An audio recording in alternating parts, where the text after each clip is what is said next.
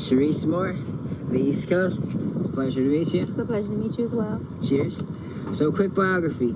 Tell us a little bit about yourself. You can start anywhere you want to. Well, my name is Staff Sergeant Sharice Moore. I am an active duty soldier in the United States Army. I have served for over 12 years. I am a single mother of 2 daughters and also a human rights activist. I have currently started a foundation called Say Hell No Today against electronic harassment, as it is very personal to me.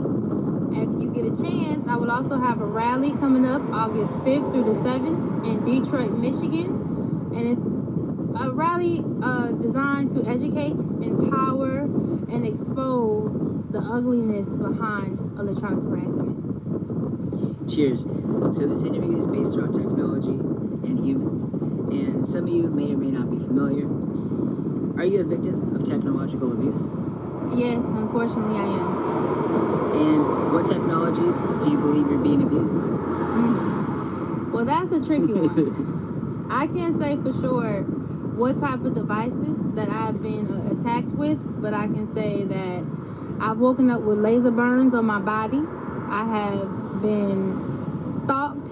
My vehicle has been hacked. My phones have been hacked. I've been constantly surveilled in my home, where people have described out of some kind of camera mic system when I've gone to the bathroom, my body parts, things like that. Cheers. And what are the symptoms of some of these technological abuses?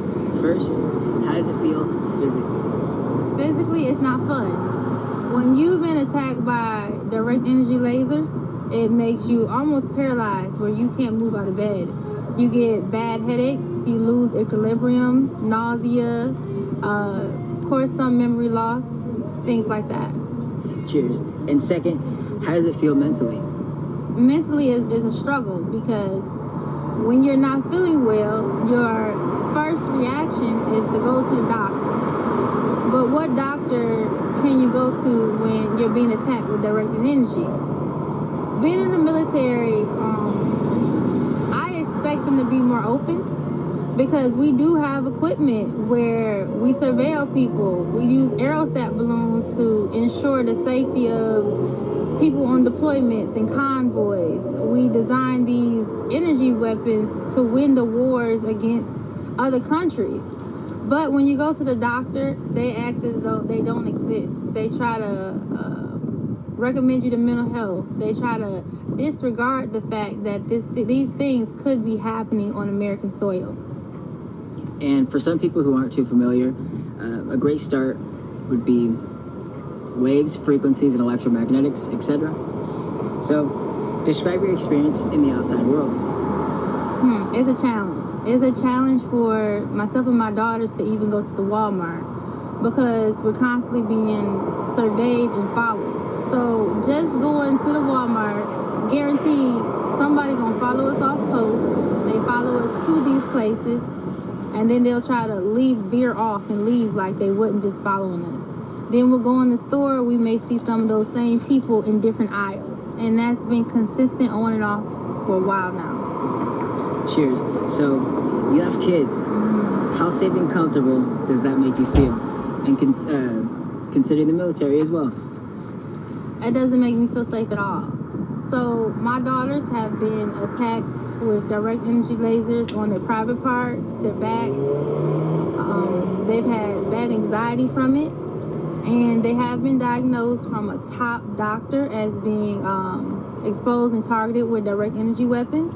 They're currently in physical therapy trying to get rehabilitation from it. Cheers. So, have your children been victims of technological abuse? Yes, they have. And if you could tell fathers and mothers around the world, because the reports are on a global scale, from all different types of people, all different types of credentials, what's some good advice you would tell a father or a mother with children who are going through this? I would say, first off, listen to your children, because in my journeys of learning about electronic harassment, the children are mainly being targeted. That's what they're coming for. If your children come and say, hey mom, I feel a zap on my body or a burn, or hey mom, so-and-so also looked at me inappropriately. Do not take it lightly, because that's how things happen. If I hadn't listened to my children, I wouldn't have known that they had been getting attacked with directed energy. And this is on a military installation that this was happening. And I have gotten a lot of reports from an exceeding amount of all types of stuff. And yeah, children definitely do have an attachment to it. And it just gets really weird. Overall, since this is an open question as well, who do you think is responsible for whatever this is? I've heard reports from all different types of things, so a very open question, but try your best. So I'm gonna do this two ways. Disclaimer. Disclaimer. I come from a military family, and I love my military. I love my government, and I'm gonna say that first and foremost. I will say in this situation, with this harassment stuff, like, the military has failed me, in the sense that the military soldiers have been following people in the military, the bad apples, not the whole. It's just some bad apples. Compartmentalizations, maybe? Yes. Compartments? Yes. And because they have been allowed to do so in the sense of chain of commands and CID and military police not reporting it or not accepting it, threatening to separate me from my children if I don't go to the hospital, false diagnoses, putting notes on my medical record on saying things that myself or my family did not say. And because these things have happened, they have allowed people to invade me and my children's personal space and be surveilled legally. So in that sense, the military has failed me. And the government, because it's a government process. It's one big circle. Yeah, there also as well is federal reports from whistleblowers and also non-whistleblowers as well that do have a correlation in ways to whatever this stuff is. And it does. And one thing that stuck out to me, one of my leaderships, one of the top leaderships told me, they said, Sergeant Moore, I know that these things are happening, but is it going to hurt you? And when I heard that, it just invoked an emotion in me. How can something like this not hurt or affect you? And this is the lack of empathy that they give me. so much to say. Overall, are you religious in any way, shape, or form? Oh, yes, I am.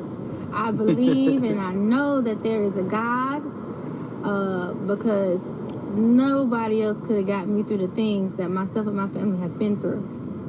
And without God, me being here right now would not be possible. Thank you for your service, Sheree. I love you. Thank you.